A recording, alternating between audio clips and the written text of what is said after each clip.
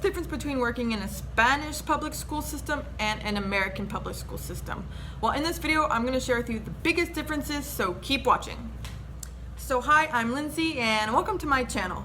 On my channel, my goal is to give you practical tips for living and teaching abroad in Spain, in your career, and in life in general. So if you're interested in any of those topics, please consider subscribing to my channel and give this video a thumbs up if you enjoy it and share it with a friend.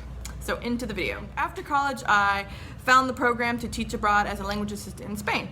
So I went and did that program for about 2 years in Andalucia, and I was working in a public high school there teaching. And I had an amazing experience. Like, I just loved living in Spain.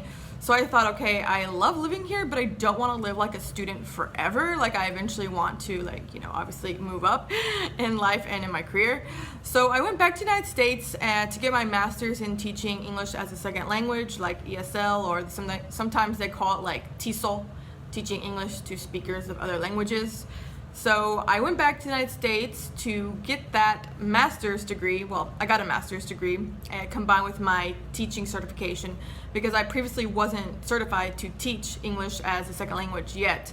So anyway, I went home and I went and got that done. And it actually took me 2 years to do that teaching certification / master's. And after that, I also had to teach 2 years in a public school system before I could apply to teach at an international school. So I ended up going back to Spain in September of 2016 and ended up working for about half a semester there before I decided to come back home. So anyway, as you can see, I've worked in both systems for more than a couple of years. So I'm just going to share with you the biggest differences that I noticed from each school system. So one of the biggest similarities is that the average school day for the students is usually between 7 and 8 hours in Spain and the United States. But one of the biggest differences is that in America, you have a set school schedule every single day that's pretty much the same. You get there between 7:30 and 8, and you go home somewhere between, 2:30, 3:30, 4-ish. Well, obviously you can stay later and do extra work, and most teachers do. But in Spain, it's totally not like that. At least in the high school, middle school, high school, usually you just go to school to teach the hours that you have, and teachers in teaching in a secondary school, which is a high school and middle school combined, which is how they do it in Spain. They combine like the 6th grade to the 12th grade. So for those teachers, they're only required to teach 18 hours a week.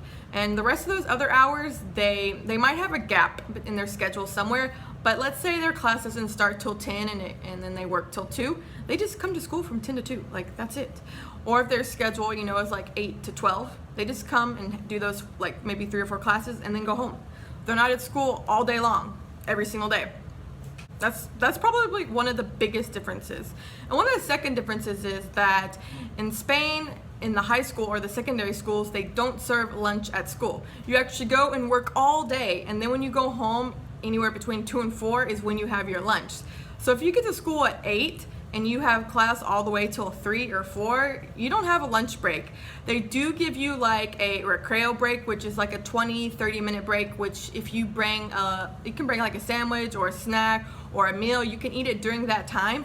But honestly, I never saw any Spanish teachers actually really eating anything.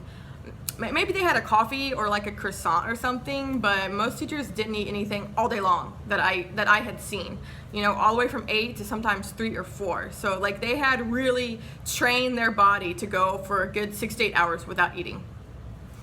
I think the cigarettes and coffee helps. However, in the lower school or the elementary schools or primary schools, you might call them in Spain, they do serve lunch, I think, somewhere between like 2 and 3 or 1:30 and 2:30, 3:30, something like that. They do serve it there in the lower school, elementary schools. But I didn't work in one of those schools, so I'm not exactly sure how that lunch works. But if you do work in a lower school, that is a benefit. And I remember in the high school, like every time I ate a sandwich during the break, they're like, "Oh, Lindsay, you eat so much," or they love making comments about what kind of foods you're eating and what time you're eating, and like, "Oh, you're eating a big meal so early." And it's just, we're used to one eating schedule and they have a completely different eating schedule. And if you're at school for like 4 or 5 hours, you get hungry, especially if you walk 30 minutes to the school. So another thing in the United States, like right now in the United States, it's really big like Common Core and data-driven everything, and so there's always a lot of testing for this, testing for that. In Spain, I did not see one Scantron during my whole 2.5 years teaching in Spain, not one. And I didn't really even hear them talk about standardized tests. I mean, it could be going on, I just wasn't aware of it and I didn't see it happening while I was at school. As far as technology goes, I would say definitely United States and most public school systems are far advanced than the Spanish public school systems. A lot of times in America, like in the high schools or the libraries, there's tons of computers, like up-to-date computers and laptops and all sorts of resources for students. But in Spain, it's not like that. There might be one computer for the teacher and like an overhead projector, or they might have some older computers at the school, but the technology is definitely lagging compared to the American school system. So another thing I noticed was back to the break period at the high school, I noticed a lot of the students would go and just smoke in the street. You know, no big deal. In America, I never remember students smoking in the street during class, but I didn't go to an urban high school. I went to a suburban high school, so it's probably a little bit different, you know.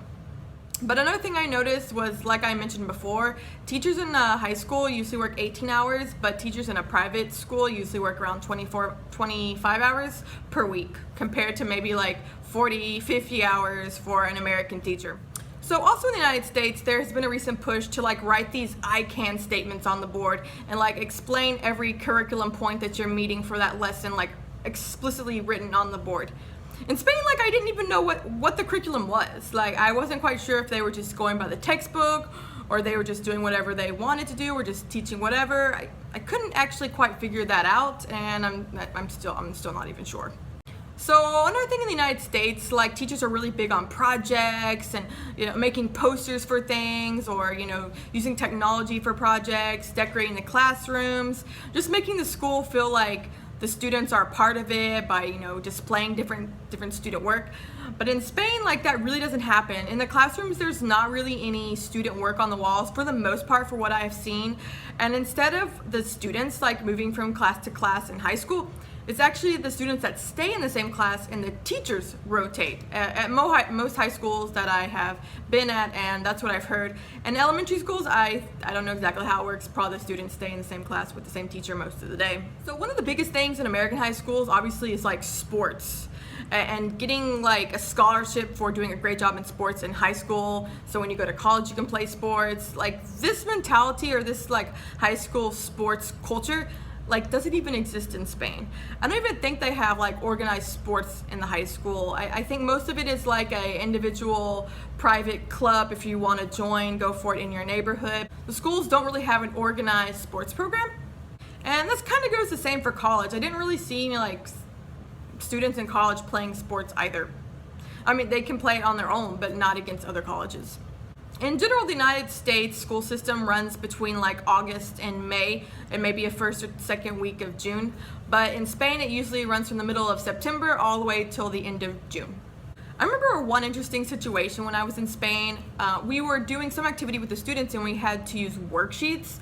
But at the beginning of the year, sometimes some schools, they give you a card with a set number of sheets that you can print off, and that's it. But one day we were trying to make copies for some students, but we didn't have enough copies for everybody. So my teacher is well, I can't make any more copies, so we just have to take up coins from you guys to pay to make more copies in the office. So we actually took up coins from the students and collected those to pay the office assistant to make us extra copies. And if I were a student, I don't think I'd give my teacher my change if I knew that meant I had to do work. But in Spain, yeah, we were taking up change from the students to make copies. But last but not least, I remember at the end of the school year, we had a barbecue at the school, around the basketball courts, for the PE courts basically. And it was kind of just a barbecue, and a bunch of kids brought food and teachers brought food, and we were just eating and drinking all day long. But I remember a lot of kids brought their own alcohol to a school party, a high school party.